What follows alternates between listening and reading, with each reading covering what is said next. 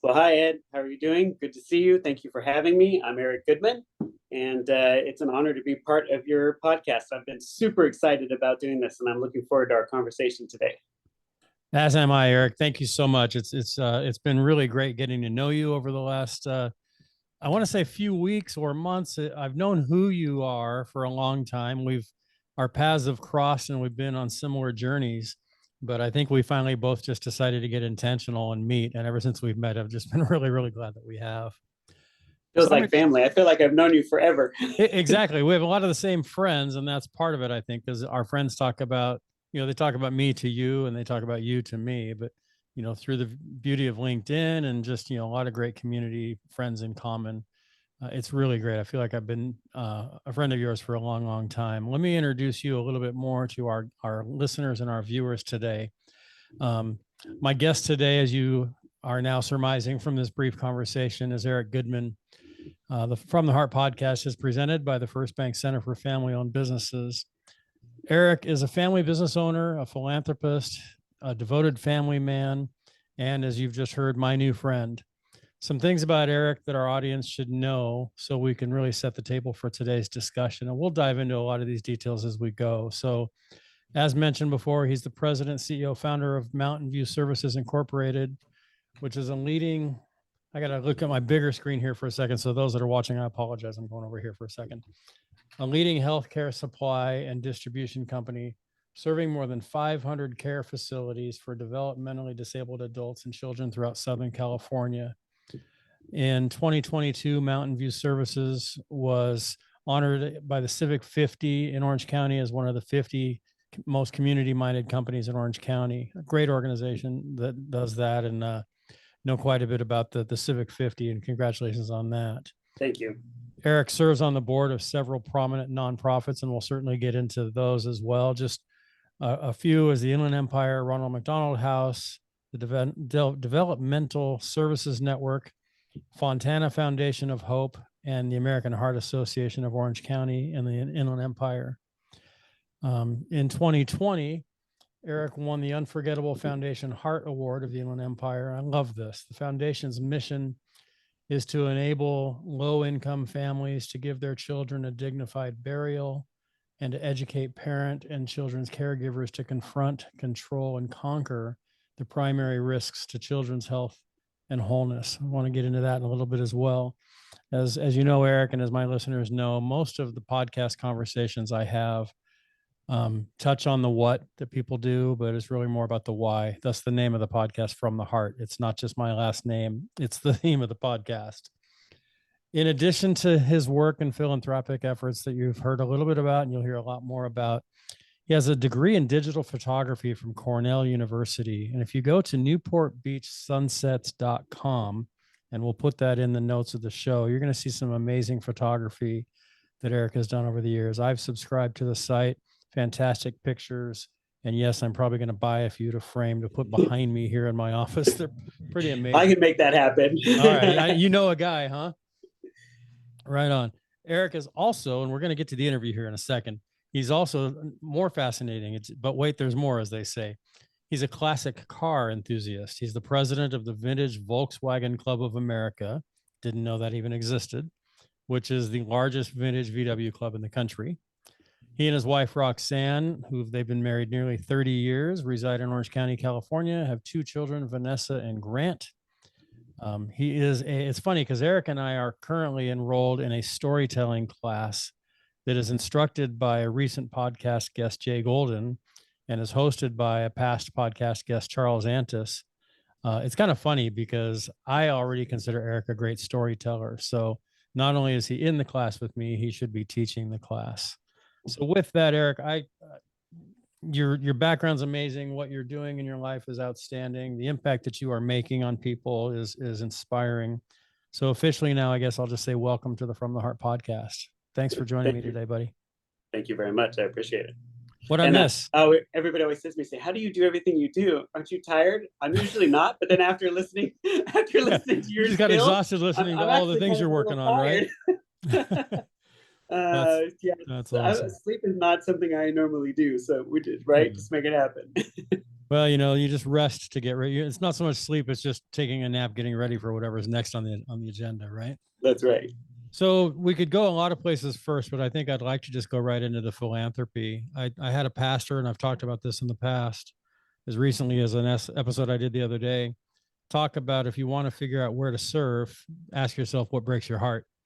And as I look at where you have spent your time and are spending a lot of your philanthropic and your community time, I'm guessing there are areas in each of those that break your heart. So let's go wherever you want to go. Ronald McDonald, American Heart Association, wherever you'd like to start. And Uh, why? yeah, my why. So do you want me to tell my background story of why I got involved with Ron McDonald House, and we can take off from there? Sounds like a great idea. So storytelling, obviously, Jay, as you said, Jay Goling, with the Retellable, helped me get my story out. I've been open about my personal life for a few years. I I had partners in this business, and I bought my partners out a couple of years ago. And when I did, I hired a marketing firm, and the marketing firm said, "We need to do some cause marketing. We need to tell about all the great things you guys do in the community." And I was totally against that. I did not want to do any cause marketing. I've never been on our website. I've never been in our brochure. I've never been external in the community in terms of anything business related. It's always just been my personal, charitable giving. And so we started going back in time. It was almost like a therapy session, which is kind of like I felt like watching some of your podcasts. Nice. Therapy sessions. People trust you and know you, so they open up. So Jay took me back, and then now it's shared on my LinkedIn and in my company information very publicly. This is now referred to as my Forrest Gump story, which just turned into that. That wasn't what it was originally set up to be. But so when I was a young kid, I had some severe problems. I was born with a condition called Schumann's kyphosis, which is similar to scoliosis. It's just much more severe. So to give a visual about what that would look like, is that would basically be like the Hunchback of Notre Dame, right? That's what it would look like if it's the severest form that wasn't taken care of. So there was a good chance that my life was going to be, hard as I got older. So I was in leg braces at a very early age. So that's where the Forrest Gump story comes in. Because if you've ever seen a Forrest Gump movie and you know about Tom Hanks, when he's Forrest Gump, runs down that long driveway with his leg braces on. So that's a visual of what I was like as a child. Now, it wasn't quite that dramatic, but still, it was the point that I was in leg braces. You didn't run across the country and play ping pong against, world champions and meet I didn't the have a beautiful Jenny. Yeah, I love you, Jenny. But the basis of the story was there. So Jay and I got on to a way to relate to, what I went through as a child was Forrest Gump, because everybody visually could understand that. So then fast forward a little bit, when I was 15 years old, the complications from my condition had worsened significantly. And what had happened was the condition was causing me to be so hunched over that my lungs were starting to collapse. My rib cage was setting in on my lungs, and my left lung was being punctured. So I was rushed into the children's hospital, and of course my parents knew I had this condition, and so we talked to the doctors and said, what are the options? Well, the problem is the fix for the condition is you have surgery. You have metal rods inserted in your body. They fuse your spine. They take portions of your ribs, and they use that to support your body. It stunts your growth. So once you have the surgery, you can't grow anymore. So you're done. So that's why you don't want to have it as a child, because then you'd be an adult. 4 feet tall the rest of your life, right? 12-year-old. Yeah. So I was 15 years old. I was, I think, 5'7" or 5'6" when I went on the operating table. They cut, of course, this was 31 years ago. So medicine is way more advanced now than it was then. This is the second time I think the surgery had been done that I had done. They cut my back open, had 550 stitches. I was in the operating room, I think 12 hours plus. I was in ICU 3 weeks. I was physically in a body cast, full body cast from my neck down to my feet for 9 months. My body was completely casted. So the only thing I could move was just my head. So I was totally, dependent on somebody else, which was my mom. And so that, I had a lot of time to think. I had a lot of time to think in a full body cast, right? I was only 15. So I came out of the operating room, and I had grew 3 inches on the operating table. So I'm currently 5'9" today with a size 13 shoe. Wow. Feet kept going, but the rest of the body kind of started slowing down. Nothing else could grow. My dad's 6'3". My brother, I think, is 6'3". So yes, I'm 5'9". Hmm. But the surgery obviously prevented my lungs from collapsing, prevented the breathing. I did have to have physical therapy to learn how to walk again. Um, and at that time, the Ron McDonald House wasn't there. It didn't exist. It did exist, but not at the hospital I was at, which was Loma Linda Children's Hospital. Actually, I was in Loma Linda Hospital. They didn't even have a children's hospital. Then they had a children's wing. Now they have a full children's Full hospital. hospital, sure. So through that experience, obviously that 15 years old and going through that in your life, I was in ninth grade when I went into surgery. I came out and went back to school in 10th grade. You know how kids can be, leg braces and back braces and Yeah, real things. kind. I'm sure that the kids were just really, really kind and loving to you. It was tough. It was very, Yeah. very, very tough. Yeah. The only positive thing was I never had to take physical education, no PE classes for me. I missed Yeah. that my whole school life, but Huh. You but didn't miss much. the ridicule outside of that was tough anyway. So, it was really, really, really hard. It was hard on my family, it was hard on me. So fast forward, the Ronald McDonald House opens at Children's Hospital in Loma Linda. And I was in a car club. As you mentioned, I'm massive into cars. So I was in a car club, and my car club was one of the founding donors of the house. And we were volunteering at the house. And so I got to see what the families who had kids staying at the hospital were going through. And, my mom, the way it worked with my parents, my mom was, or dad was by my bedside every day in the hospital. I was never without a family member there. My mom would stay with me all day. She would go home at night. My dad would come. He would sit with me. Then they would exchange breakfast and a hello. My mom would sit, and they were with me 24/7. They were always there. And then when I got out of the hospital, my mom had to take a leave of work to stay home with me to care for me because I was body casted. So, she cared for me at the house. My dad, unfortunately, had to leverage his business to come up with the money to pay for my surgery and put the family in a really tough spot financially where we were really struggling because, it was a hard time for all of us. Obviously, they wanted to care for me. But then I went to the Ron McDonald House and I saw what these families were going through, and I could relate. I knew what it was like to have a child in the hospital. I knew what it was like for your parents to have to try to hold down a job and take care of your kid, which is obviously the most important thing.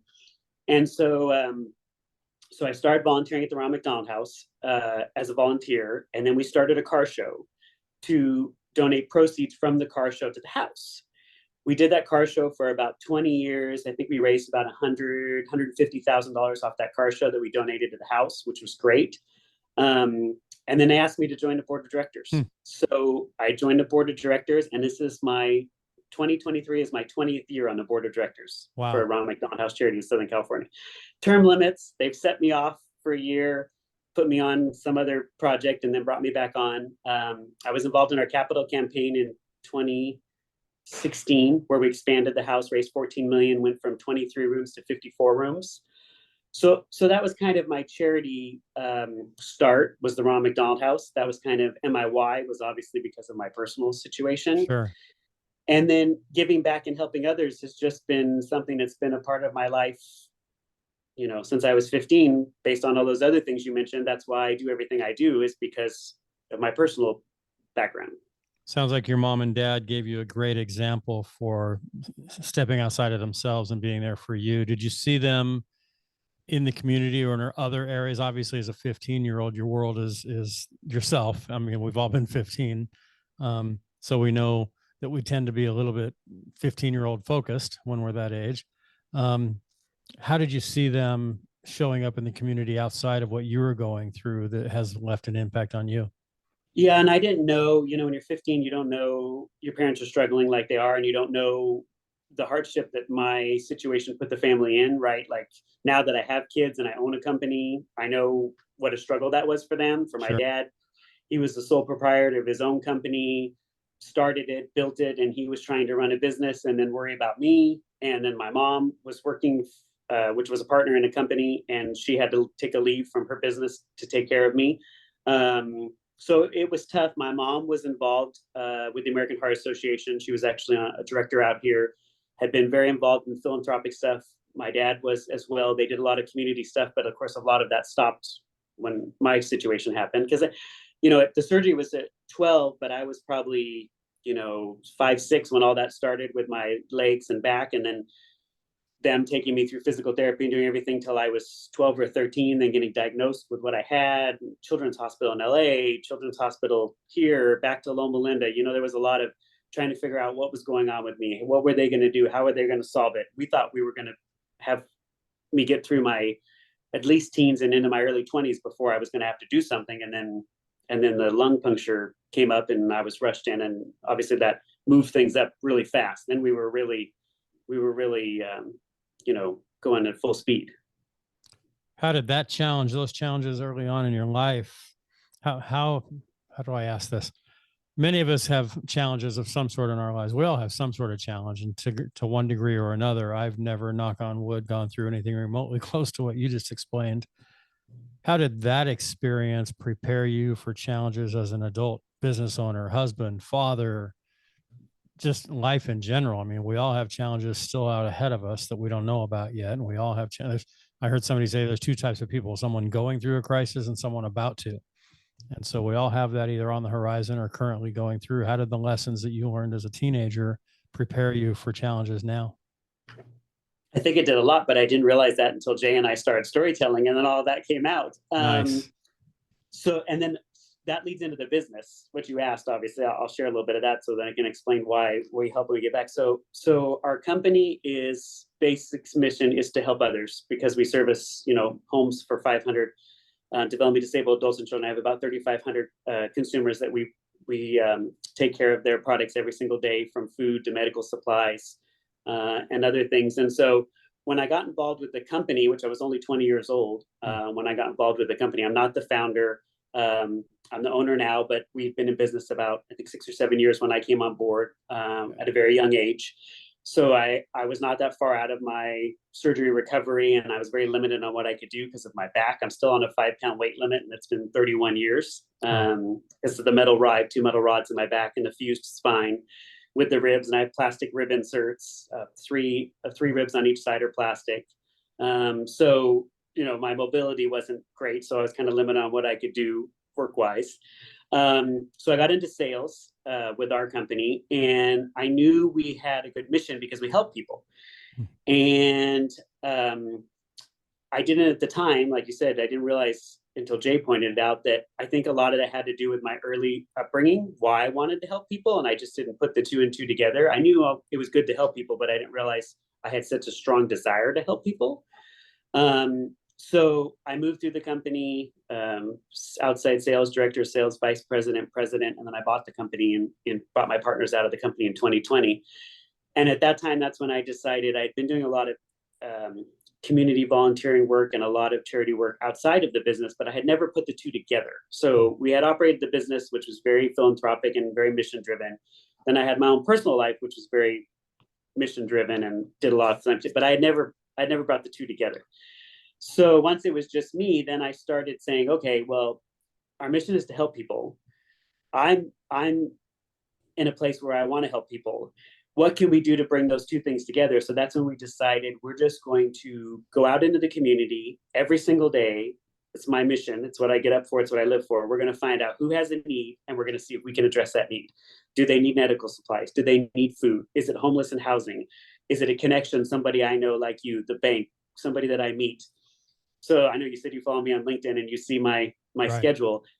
Every day, I don't know what or who or how we're going to affect. I just know the more people we meet, that's what I always say, the more people we can help. And if I can in some way make the world a better place through my company and our mission, that's my purpose in life. That's why I believe I'm here. That's why I do what I do. I think if we sold widgets, I wouldn't be in the same, right? I wouldn't be as passionate about what we do, but I love what we do. I love that I can get up every single day and I can make somebody's life better through my business. And I mean, who would not want, right? Who would not want to do that? Absolutely. No, I think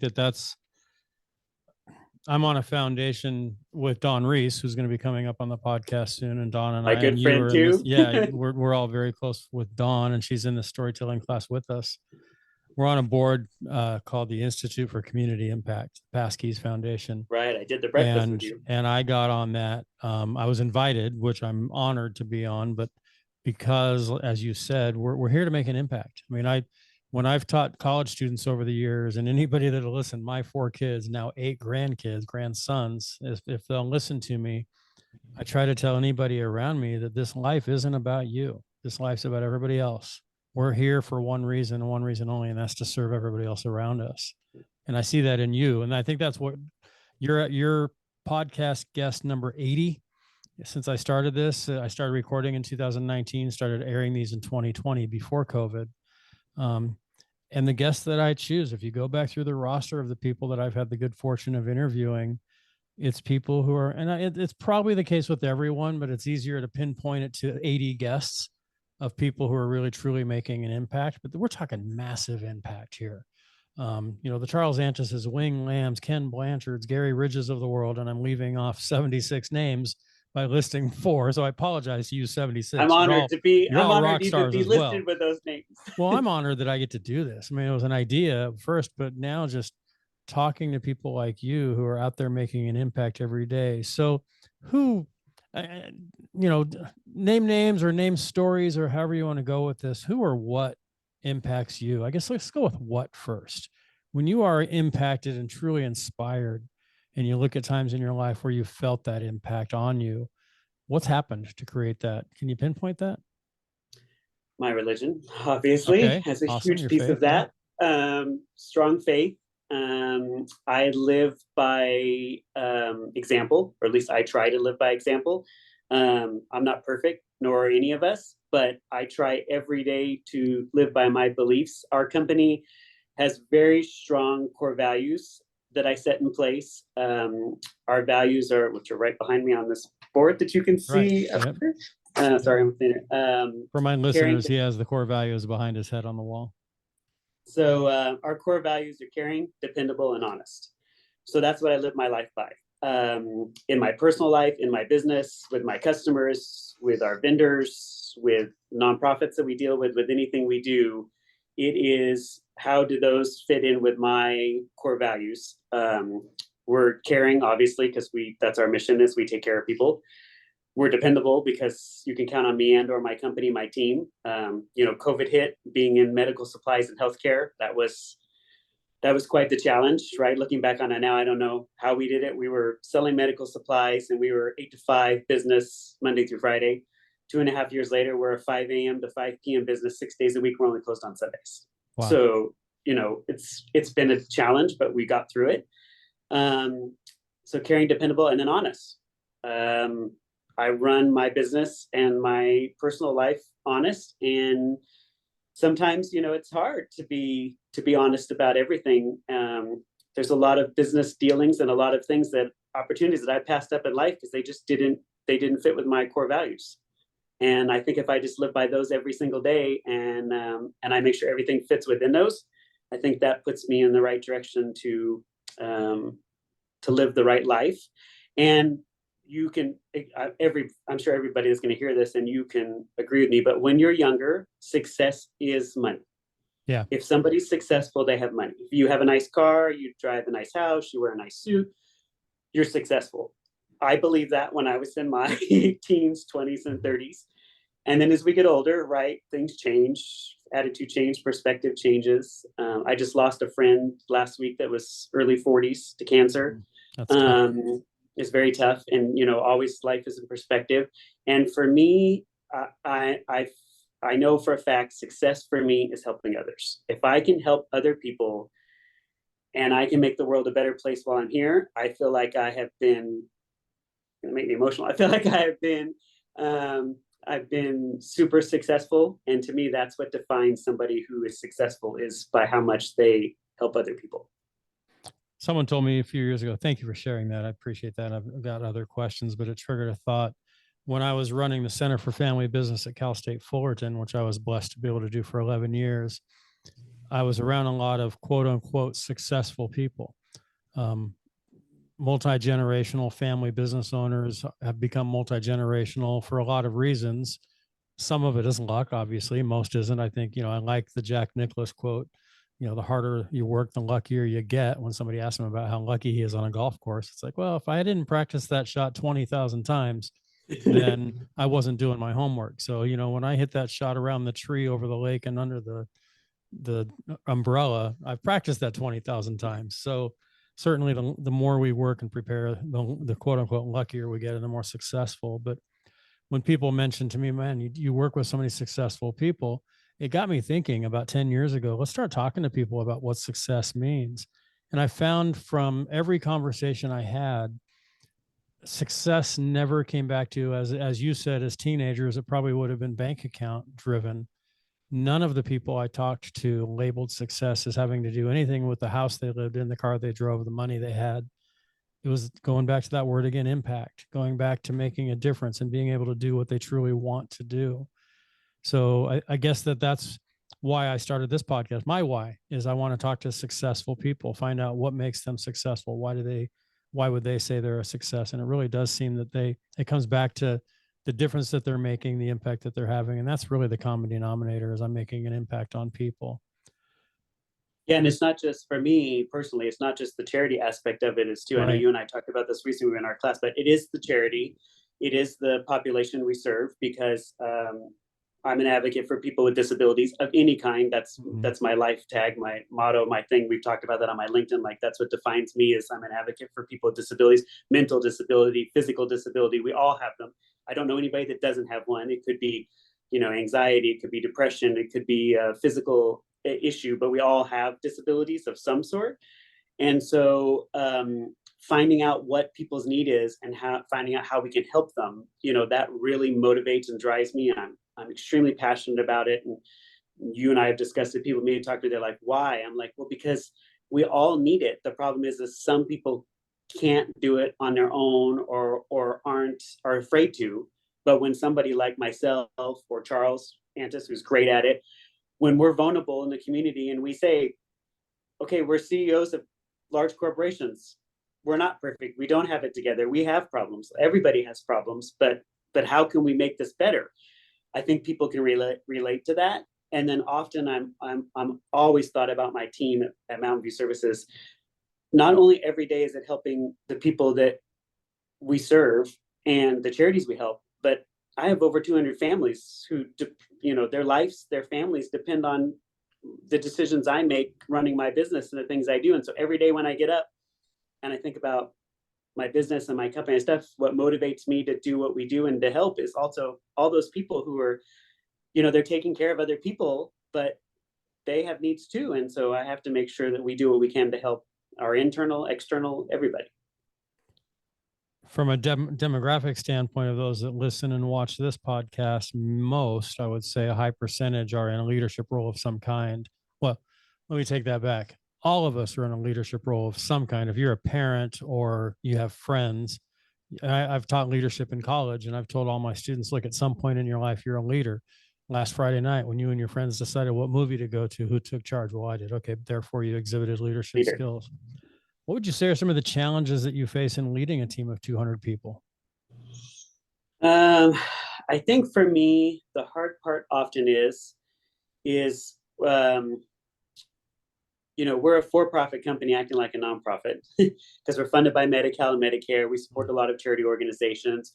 So I'm affected by the same thing everybody else is affected about. I just recently shared on my LinkedIn the write-up that the San Bernardino County Workforce Development did on our business, came out and interviewed and talked to me. We're struggling through the pandemic with employment. We've struggled through the pandemic with supply chain. So the team of people that I'm leading, they've been putting in, like most people in healthcare have been, extraordinary hours, extraordinary time because of the people we serve. So they're caring. The problem is the last 2.5 years has really, really put a strain on all of us. Like, it's really, 3 years ago, I didn't have any of this gray yeah, hair. no doubt. I think we all... and my team were happy, but now it's long days, a lot of days, and so every day I try to make sure that their wellness is there, their mental state is there, they have the support that they need. We're doing what we're supposed to be doing, take care of everybody. Pre-pandemic, everybody had needs, but post-pandemic, the needs are much stronger. Like, we all have really, really mean, just the mental capacity, as you know, I mean, any of us that have been, you were affected by it, and you got in the bank industry, you knew what it was like pre-COVID. I mean, it took a toll on a lot of us. So that's the hardest part for me, is making sure my team is led in a way that they're supported and they have what they need to care for everybody that we care for. Can you share a story or two of what inspired you internally from, team members or within the company, something that over the last 2.5, 3 years that just made you go, wow, that's pretty impressive? Things that have happened to us, like with the company, and how that affected. Or just anything come to mind. I typically I'll ask a leader in this situation. Now, here we are in March of 2023, 3 years almost to the day that the world shut down.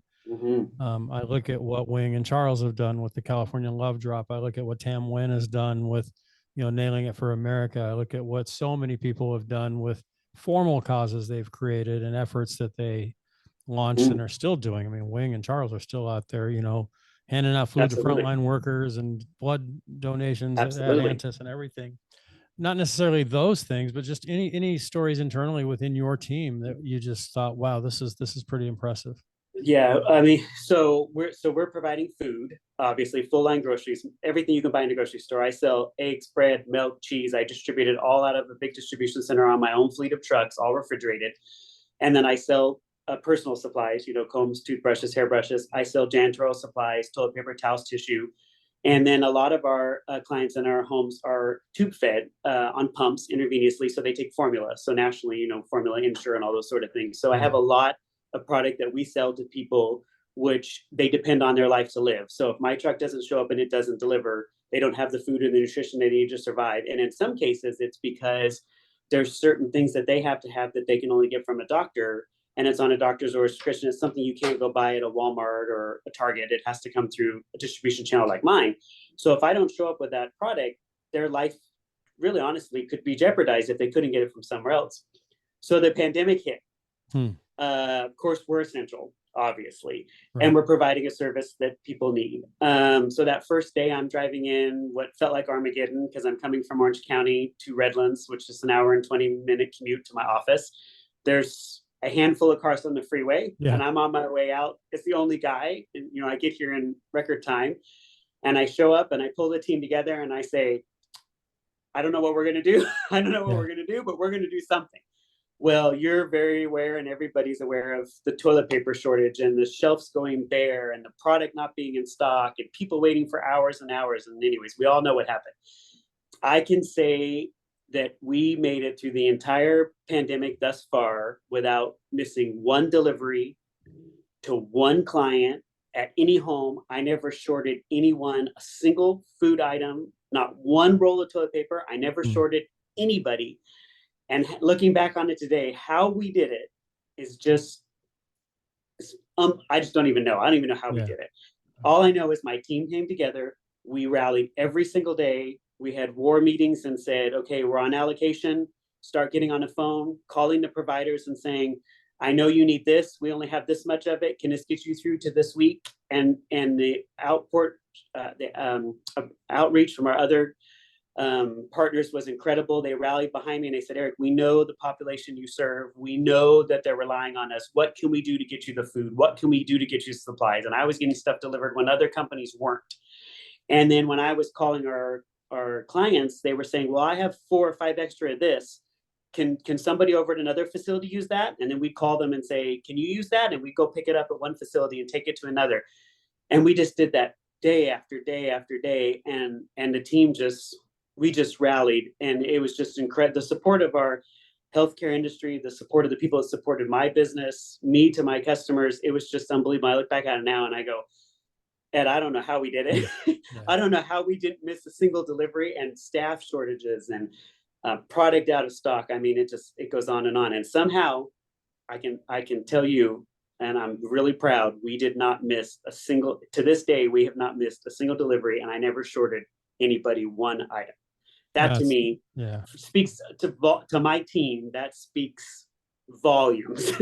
Well, and just like you said when we weren't recording and you wanted to say some nice things about this host, and I'm going to edit it out if you do, I'm going to brag about you for a second. Yeah, it says great things about your team, but a team is only as great as their leader. I mean, we've seen great organizations with wonderful people, And ultimately it comes down to the leader and you set that example. I want to ask you a question about, you talked earlier about how you went from different levels in the organization before you owned the company. And Jay is teaching me and others about not asking so many compound questions, but here I go doing it again. So two-part question. I reserve the right to make this a five-part question because there will be follow-ups to your responses. When did you realize, as you were climbing the ranks at Mountain View before you were an owner, when did you realize this is where I really want to spend my life? And then based on that, when did you make the decision and why to purchase the company? Good question. So very early on, right at the very beginning, I often told people in the office, someday I'm going to own this company. And I had lots of people tell me, yeah, right. Mm-hmm. Sure you are. Yeah. Okay. Right. I mean, I just started in outside sales. So the founder of our company founded the company because he owned these care facilities. He had about 65 of these care homes across Southern California in 5 counties. And in the 80s, there wasn't a Walmart, there wasn't an Amazon, there wasn't those sort of places around. So we opened our company as a distribution center for just his 65 homes. Fast forward, we got where other providers would call us and say, we love what you're doing. It's amazing. Can you provide that to us? And that's built us up to the 500 plus facilities, 35 patients today. And when I very first came on board and started, so I was working for my dad's company, who I mentioned is an entrepreneur. My dad owned and operated his own company, founded it, started it. He's still in business today. He's been in business for 43 years. I was working for him, and I was working for him in outside sales. And this was one of my customers that I was calling on. And they wanted to offer their services to other agencies. And so they said, Eric, you seem to have sales. I was the vice president of sales for my dad's company. Ability, can you help us figure out how to market and sell to these existing facilities? So really early on, I just fell in love with what we do. I fell in love with our mission. I knew we had a great mission. I mean, it was unbelievable what they did in the community for people. So I really didn't have to sell anything. All I had to do was just share with people, this is what we do. And people went, well, where do we sign up? Yeah. So 35 years later, all those original customers that started with us day one are still customers today. No contracts, just relationships. So then I went director of sales, and the passion was strong, obviously. Then I became vice president of the company. Then I became president of the company. And then our CEO in 2012, who was my mentor, I worked for him for 16 years before he passed. He was an incredible man. He was the nicest person I've ever met in my entire life. I worked for him for 16 years. I never saw him lose his temper. Ever, not even once. I never heard him speak bad of anybody, ever. He led his life very positively. And anytime we were in the midst of crisis or anything was happening with the company or the business, he stayed positive, always, constantly, never. I never seen that man. I don't know what he did when he left the building, but I never seen that man. Yeah, he reserved it for outside. No, yeah, probably, not positive. Probably the same. And so that was my mentor in the way that I live my life and run my business, because he was always so positive. I came in every day and I knew even when things weren't going well, Hal would be, it's fine. We'll get through it. We'll make it happen. What do we got to do? Let's do it. I mean, he was just always that person, right? He was the rock. So he went in for open heart surgery, and he left the office, and he was our CEO, I was president. He said, I'll be back in a couple of weeks. Okay. He left, and he didn't survive open heart surgery. He passed Thanksgiving Day of 2012. So obviously that turned my world upside down, because my mentor, my leader, our CEO of our company, the guy who got us where we were, he suddenly passed away.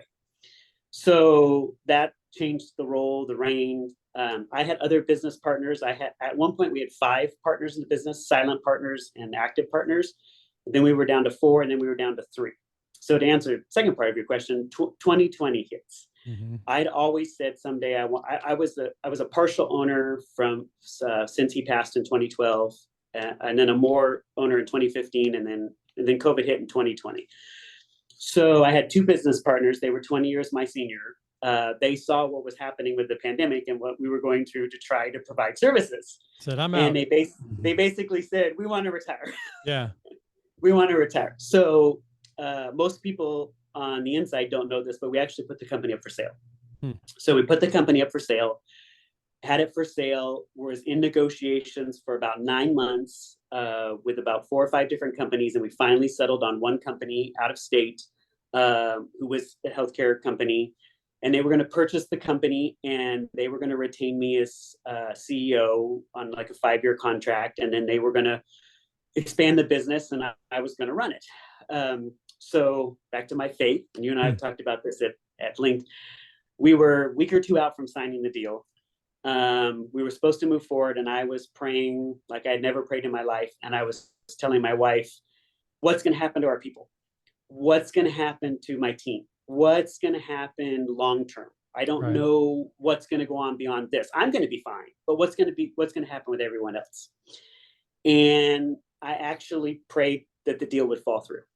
Wow. And I said, the best possible thing that could happen to me would be if for some reason they didn't go through with the deal and I could have a sense of relief. And the next day they backed out of the deal. They backed out of the deal and the sale didn't go through and we didn't sell the business. Yeah, there was a various of different reasons. We were in different states. So that made it really difficult that we were, they were in the East Coast, we were in the West Coast. We run under Medi-Cal, Medicare. They run, there's just a lot of different reasons to, it was not, you really got to be California based, I think, to do what we do and know Medi-Cal, Medicare in our industry. Sure. So my partners decided to sell their shares in the company to me and I bought them. And that's how I became sole owner since December of 2020. And then a year later, I bought the building because they own the building. So I bought them out of the building. So now I own the building and the business. And my mission of always wanting to own and operate it solely, exists today, but I never gave up. There was times where, it was a real struggle and tough. And I had other job offers over the years that I could have made substantially more money, but the mission didn't align with my beliefs and values. And I just knew in my heart that we had a great company with great people. And I did not want to see anybody else come in and change that. What's the family business angle of the business today? Because we've had that conversation prior to this recording. You and I talked. So our good friends, Jenny and Katie, obviously got me thinking about family business. And then of course, a lot of the people you and I are in similar circles with, Charles and others, they're all family businesses. Wing comes from a family business and there's lots of, so my dad's always had his business. My mom had been a partner in a company and had her own business. So I was always growing up around entrepreneurship and family business. But my dad ran his business, my mom ran her business, I ran my business. So we were always separate, never integrated the three. And then in 2020, after I bought out my partners, my kids came on to start helping in my business. My daughter is our marketing manager, my son-in-law working for the company some, my son, social media manager. My wife was helping out with finance. So all of a sudden we went from no family to lots of family. I love it. I love it. So it became a family business overnight because they're all involved now. They're all part of the business. And then my dad has started to work with the business and he's planning on retiring probably this next month. And I haven't publicly shared this with anybody. So you're the first person I'm publicly sharing this with. Jay's the only other person who knows. So I plan on having my dad's company as part of mine. And my dad will retire and we'll put the two businesses together and it'll form one larger entity or company together of his family business and my family business. And we will technically be a third generation family business. We'll have my dad involved, we'll have myself involved, and we'll have my kids involved. He's going to semi-retire, but he's still going to be involved. So that's going to put all three of us working together. It's pretty amazing. That's awesome. More power to you. I think that's great. I know that, there are family businesses by design, there are family businesses by accident, and then there are family businesses by divine intervention. And I think it's the latter with your company. It feels that way. Absolutely. Yeah. Praying that the other deal would fall through and then the family now gathering like this together. I think that's awesome. So yeah, because my dad had always said, well, what am I going to do with my company when I retire? Because I already have a company. And so then we figured out, well, why do we have to do anything? We can keep it all together and I'll continue to run and do them like I have been. Hopefully I've got another 20 years or so, and then hopefully the kids can take over and they'll continue the legacy, I hope. I love that. Let's talk about that word legacy for a minute. Okay. So family business is big on legacy, big on impact. what legacy, and it's not the Stephen Covey, what do you want people to say at your funeral conversation necessarily, which is out of Seven Habits, which I quote that book a lot because it's one of the first books that really made a big impact on me. Um, how do you think your kids will talk about you and your legacy? And I'm kind of leading to talking specifically about Grant, if you want to go there. I mean, I know you shared openly on LinkedIn and in our storytelling class. Um, I'm going to get emotional as we start talking about this, and I've never met You, Grant, but you I just make know me cry. I know your story. That's not my objective here, but I'm a very emotional guy. What do you think if I was interviewing? It's Vanessa, your daughter, Vanessa, my daughter, Vanessa. Vanessa. If I was interviewing Grant and Vanessa right now to ask them, tell me about your dad. I'm not going to say what do you hope they would say because I think what you want them to say is what they would say. So what would they say about you? I know what they would say. They would say I'm too hard on him. I don't know about that. I know for sure Vanessa would say my expectations are too high and I expect too much out of people. And I've always told my kids this since they were very little, and my dad did it to me, was would never give them more than I know they could handle. And I think it made them who they are today. I could have been just given the family business, and my dad could have just said, here you go, enjoy. And when I graduated from school, he said, you can't work for me. You have to go work for someone else for a year before you can work for me. This isn't a golden spoon. You go elsewhere and you do something, and then you come back to me and tell me if you want to or not want to work for me. So I left, went to work for somewhere else for a year, and then I came back. And then obviously came to work for Mountain View through his business. And so when both of my kids got involved, they both worked in the warehouse. They both packed orders. They both were just like anybody else. They got treated no different. They're going to work their way through, and if they want to own the company someday, they need to work in all aspects of the company and learn everything, and then they have to earn it. It's not just going to be given, and they know that. So I'm really really tough on the two of them. My daughter Vanessa is like me. She's motivated, type A, very outgoing. She has a passion like I do for people. I'm sure the answer you're looking for, which I should say, is I'm passionate about my business, obviously I wasn't extremely looking for an passionate. answer. I just always I like to get people outside of themselves for a minute and think I'm the people sure that their are answer most important to them, your children and your spouse, yes. we live our lives, hopefully, I wouldn't say we live our lives in a way that we are focused on what are they going to say about me, but it's important. I want to know that my wife's going to say nice things Yes, about me, that my kids I'm are going sure to they would say say, I'm passionate about people and I help people. That would be my main thing because that's been my life's goal, and they know that we're gonna. yeah. Grant, which you brought up and mentioned, which I've shared openly on LinkedIn, which I'm very open about my story with my son Grant, impacted my life. See, here goes the crying.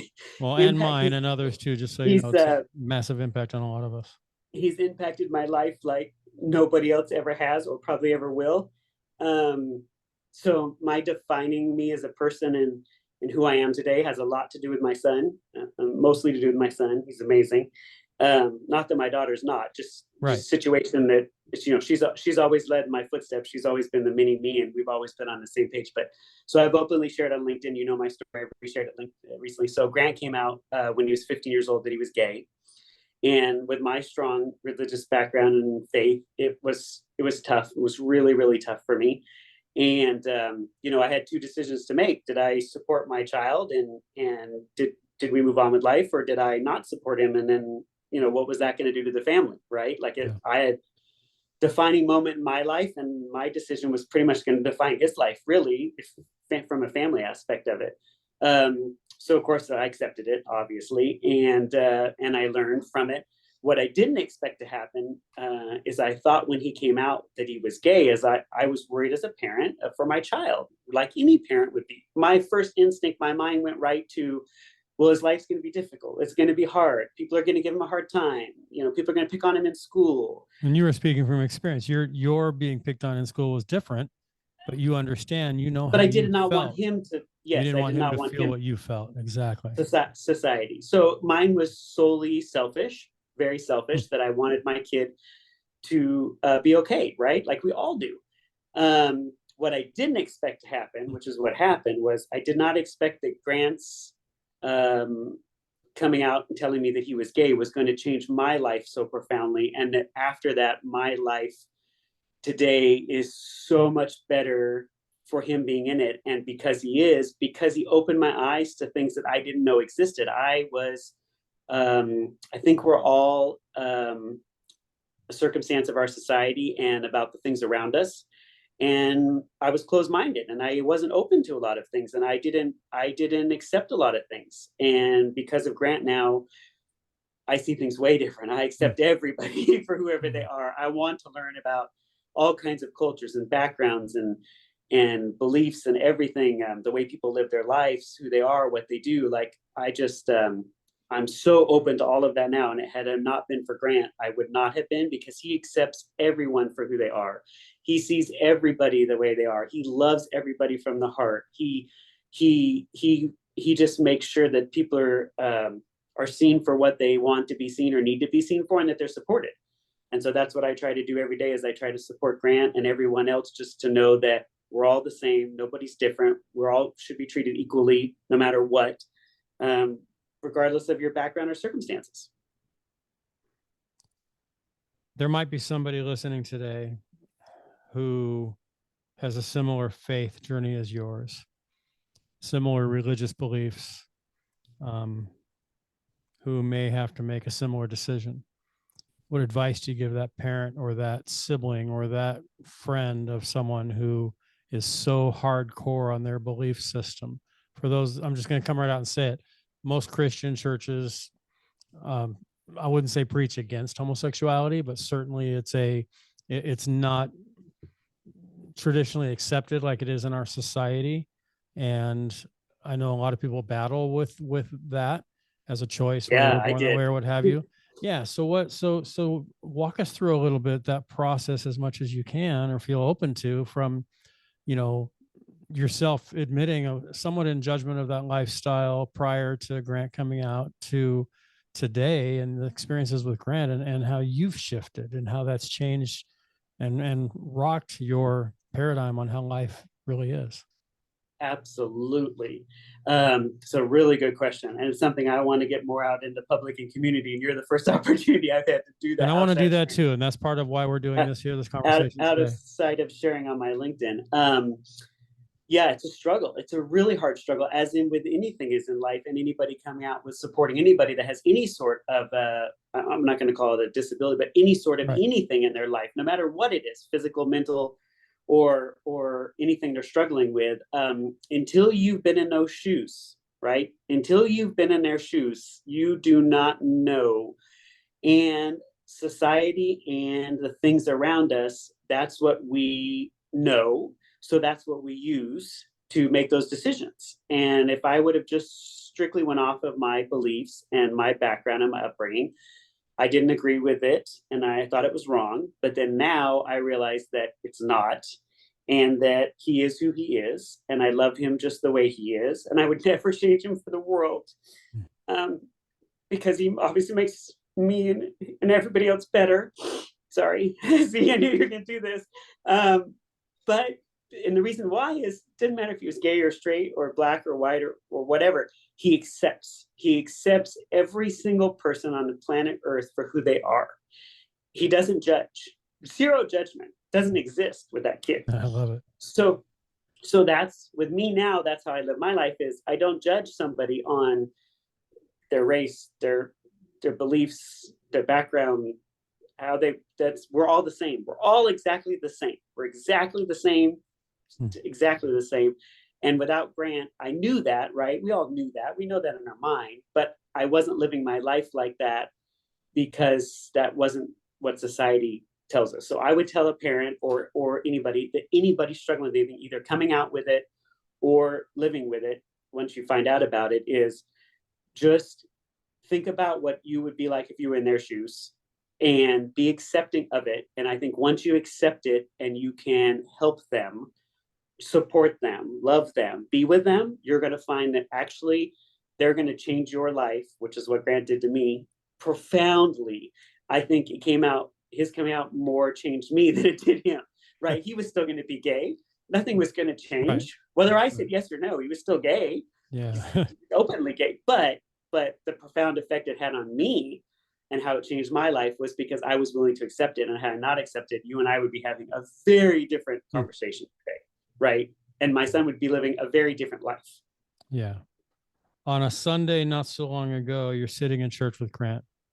Yes. Pastor delivers a message on this very topic. Mm-hmm. Tell us that story. That was tough. That was really tough. Which I shared that publicly on my LinkedIn too. More not because obviously this is business and podcasts talking about our life and business and both and the stuff, but more about I wanted people to understand, you know, to accept people for who they are and that to support people in anything they do. But yeah, our church was doing a series called On the Table, and it was about the hard topics in life and the things that beliefs of Christianity and the things that we struggle with in society. And Grant lives in New York City, and he works for a company in New York, and he'd come home for the long weekend. It was President's Weekend, I think. So he'd flown home on Friday, was flying out on Monday, did not look ahead to the church service to see what the pastor's message was going to be. Knew it was coming, but didn't know when. Grant had even asked us, well, when's it? We're like, we don't know. So we go to church Sunday morning. He's sitting right next to me, and guess what the sermon's about? Of course. There it is. Slaps us right in the face. So I had to sit through the service with my son right next to me, listening to the service, which was amazing. And our pastor is amazing, but still difficult to hear, right? Like you and I, you wouldn't want to sit through a service if somebody was talking about something that affected your life. Exactly. You wear glasses and the whole service is about how wrong it is to wear glasses. Yeah. And then you start feeling yeah, bad. Everybody sees my glasses now all of a sudden, right? Yeah. So Grant listened to the whole service, took the whole service, did the whole service, was great. We got done. We went to lunch, we went to breakfast, we got done. And so Jay had been telling me, I had been sharing openly in my storytelling group and with all you guys about my story with Grant and how I was going to try to turn that into something positive to help others. And so church service gets over, we kind of talk about a little, and then the next day, we discuss it as a family. And then we did the storytelling group, and I had wanted to write, or I've always wanted to write a book, self-help, about my experience, my background, my life, and just to motivate people. And during that church service, it kept saying to me, I just kept thinking, okay, if I'm going to write a book or tell my story, it needs to include Grant. Like my life is defined by this kid's story, but the story I'm telling is about my personal life. But the trials and tribulations, things happen to me young, yes, were horrible, and I've got through it, and I've stayed. But then to move to now, the later part of my life with Grant involved in what's happened to me, I mean, that's the defining moment. So I called Grant up when he got back to New York, and I said, hey, I want to publicly tell this story, but I want your blessing, and I want to make sure you're okay with it, and it, behind it, and even if we could do a book to help other families, would you be interested in doing this? And he said, Dad, I would love it. I would love to do that. I would love to be involved. I want to do it. I think it's great. I'm super supportive of it. Let's do it. Wow. And he's been totally on board with me, which is amazing. So I'm hoping as I continue to share my story publicly, speaking or talking or different things, that I'll have Grant's portion of his story included with mine, and that we'll be able to openly share about how together we've got through this and about the impact it's made on both of our lives. I'm sure his story is just as profound as mine. I'm sure it had a huge impact on his life, but I'm only telling it from my side. So I'd like for Grant to eventually be able to tell how this affected him, not coming out, the way we handled it. Hadn't planned on doing this, and with the power of editing, I'll take it out if you choose not to. Would you mind looking in the camera? Looking right at that little dot on the top of your camera, and talk to that individual right now who might be afraid, might not come want out. to come out. Yeah, doesn't want to tell mom and dad, doesn't want to share it for fear. Talk to her or him right now. If you could just look at that little dot on your camera and open your heart to them. I would tell you, you need to come out. You need to be open, honest with yourself. You are who you are. Share that with the world. Tell your family, tell your friends. Make sure you're heard. Do not live but trying to hide something. You are who you are. I mean, you're a human being, you're a person, however you were born and however you feel. I think you should express that. And I hope that everyone will accept you for it. But I think if you honestly come out and are open and honest about it, I think people will embrace you for it and they'll support you. I know I will. Thank you for that. And I think that's what people need to hear. I do too. I think your message of love and your message of acceptance, there's acceptance in that I turn the other way and I don't look. And there's acceptance of I look right at it and I realize what it is. It's just somebody's individuality. It's who they are. For some, it might be, and I'm not talking about even this situation. We all have different crosses that we bear, using the Christian analogy, because we both are. And everybody, whether you're Christian or not, you understand that term. What cross do you bear? Any religious of something. Something Yeah, you're we all have carrying. some higher belief. Yeah. Right.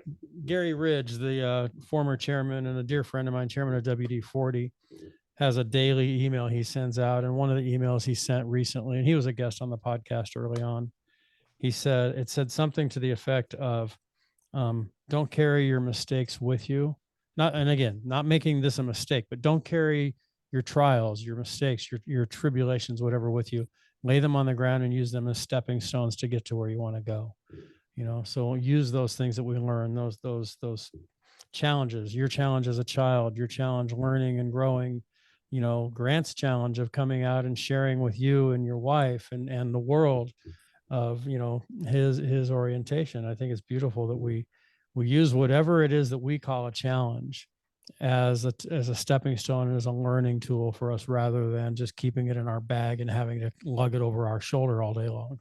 Absolutely. And I think for Grant, like I said, I mean, he could speak, but I'm just saying, I'm pretty sure his life wasn't going to change in terms of he was not going to not be gay if I told him I didn't accept it. Right. And he was going to still be who he is today. The defining moment in our life and him coming out and telling me, and what I think other families need to learn and know, and people to be accepting of anyone, of anything. It was the way I accepted, my family accepted, my wife, all of us accepted Grant.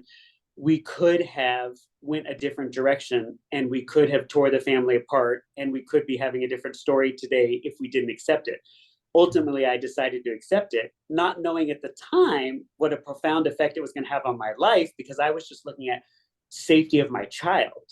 Then to fast forward now, from he's 23 now, coming out with me at 15, the profound effect it's had on me, what other people need to understand is, be open to people that are different than you, and I know you will be amazed at how they will affect your life and make you a better person, even though that wasn't what you were expecting or wanted. You're ultimately going to be a better person if you're around them and you're accepting of whatever their challenge, condition, issue, life has. You're going to grow from it. And that's what I've learned. Man, so many great sound bites from this episode. I might have to air this in like a year, because I could promote it with sound bites for so long before we actually air the episode.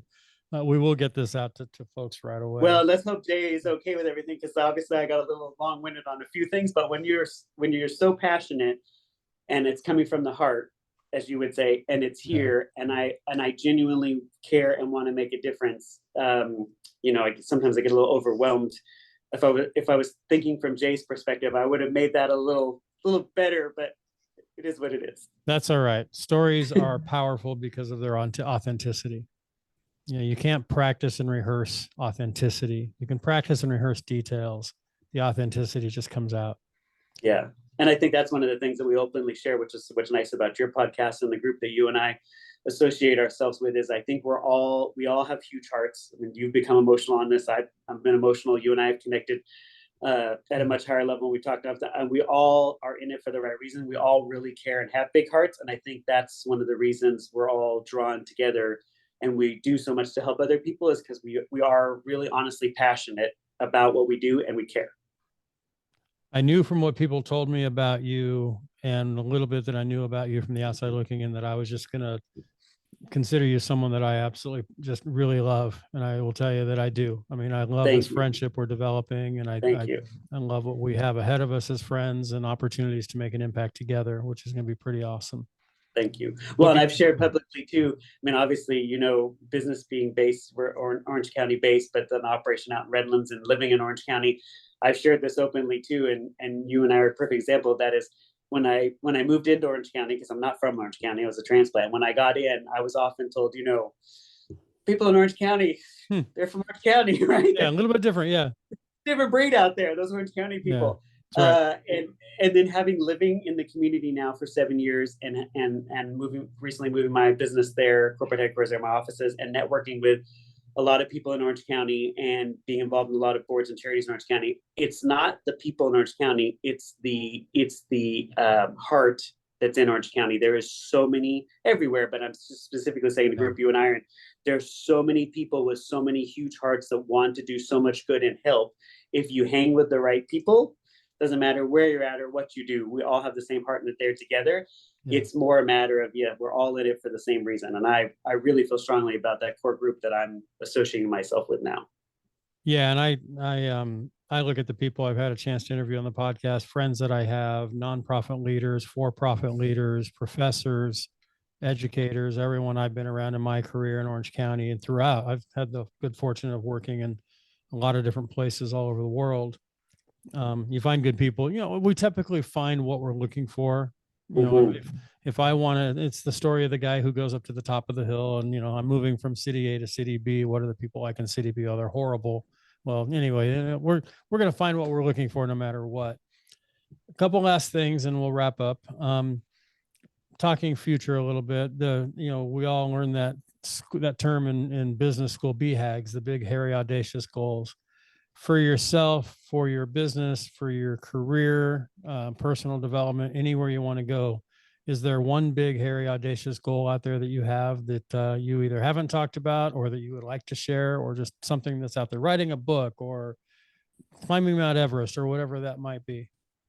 Well, for the business, my BHAG was much different 3 or 4 years ago. It was all revenue driven, right? Mm-hmm. So we have our strategic planning. I'm in a CEO group in Orange County. I have a coach. And so every year we do our strategic planning session we'd set up, and my BHAG obviously was revenue driven, right? I mean, obviously that's everybody that's in business is in business to make money. That's what we're in business to do. Or if you're type A like me and you're an entrepreneur, you want to see the business be quote unquote successful. So you want to grow, right? Obviously you can't stay certain size or have the business go backwards. So prior to a few years ago, my BHAG was revenue driven. Then one of the gentlemen in my CEO group questioned me and asked, he said, why are you doing that? Why are you driving the company by revenue? I'm like, well, that's what we're supposed to do. That's what you do in business. He said, but what's your passion? Is your passion to make money? I said, no, my passion is to help people. He's like, well, then throw the BHAG out the window. What do we care how much business you do? What do you care how much revenue you make? Is your impact helping people? But financially, I have to, make the business function. I said, yeah, that's my BHAG, is I want to help as many possible people as I can. I want to meet as many people as I can so I can help people. So the BHAG went out the door a couple of years ago, and now it is my life's mission, and my company's mission is to help people. Every day, we just help as many people as we can, and that's my BHAG, is to just help others. And then personally, obviously with my story with Grant, I would love to write a book from mine and his perspective. I would love to publish it for families who are struggling with anything and they need to figure out a way to come together and accept it. I think our story could impact a lot of people because we're willing to share it publicly.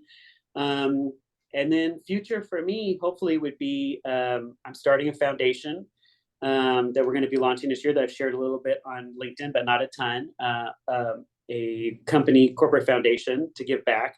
But ultimately, I would like that to be a family foundation someday. And I'm hoping that, if the business is successful and we continue to do well, that we'll be able to help others. I hope that I can just use the foundation as a way to support causes that need to be supported and to get the word out.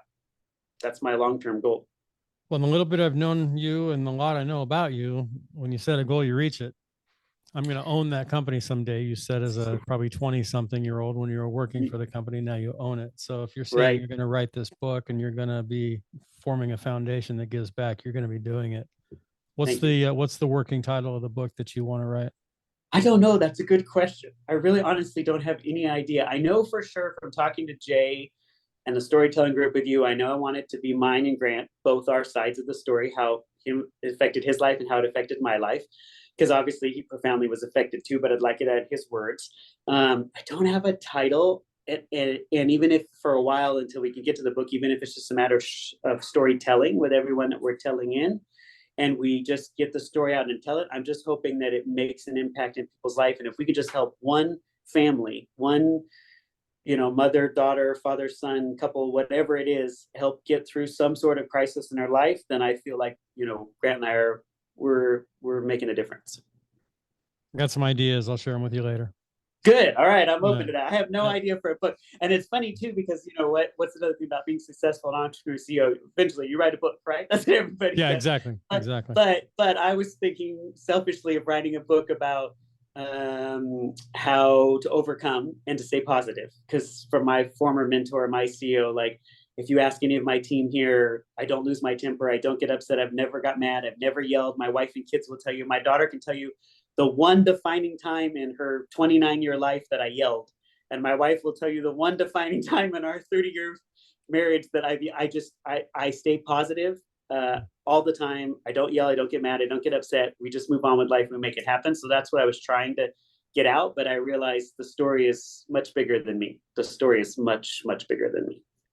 Ladies and gentlemen who watch and listen to this podcast, remember the power of mentorship and leadership. Go back to when Eric talked about that mentor that he worked for 16 years, who never was angry, who never raised his voice, who never, always had control of his emotions. And Eric just described that he's the same way now. How much of that is because of that guy or not, I don't know. A lot. I'm guessing there's a lot. So we have more of an impact on people than we realize. Yeah, because my team will say during the pandemic, and then, we just had our great flood of 2023. I'm sitting in my freezing cold offices at 58 degrees where the walls are all tore open and 6,000 square feet of our building is destroyed. And we've been out of our offices for a month and we're working remote on folding tables and chairs. I mean, it's just been, anyways, every day I come in, and when I come in the building, they say, how is it you stay so positive and you've yet to get upset? And I said, it's not going to change anything. It's not going to make anything better or different. If I get upset and get mad and start to pity, it's going to do nothing. All we have to do is every day come in and say, how can we help people? What do we have to do to make it happen?